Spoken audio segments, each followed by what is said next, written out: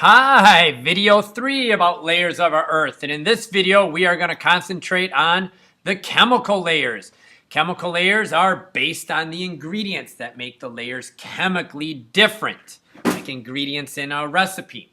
So there are 3 chemical layers: the core, the mantle, and the crust. This, once again, is inside to outside the Earth.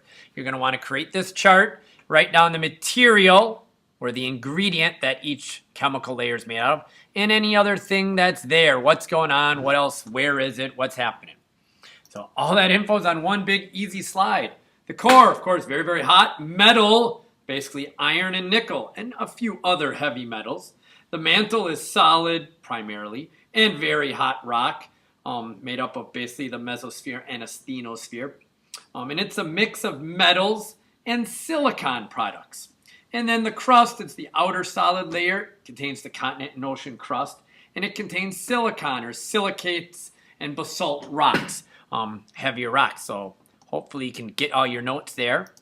And then you can go by and identify the 3 chemical layers and what's in there, etc. But there's one fun thing to do, and that's this transition between rock and metal. And that's a very famous thing called the Moho, or the Mohorovic discontinuity. It's the boundary between the mantle and the crust in the chemical layer. And it's at this location that seismic waves begin to travel at different speeds. So they're going through the crust, basically a solid. They hit the mantle, kind of plastic-like flow, and the speed changes.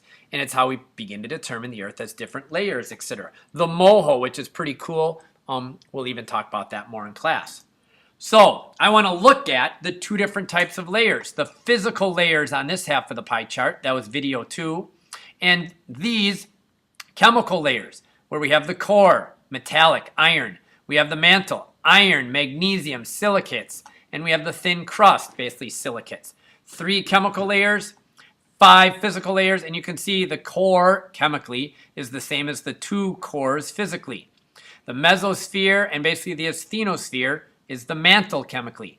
And the crust is basically part of the lithosphere.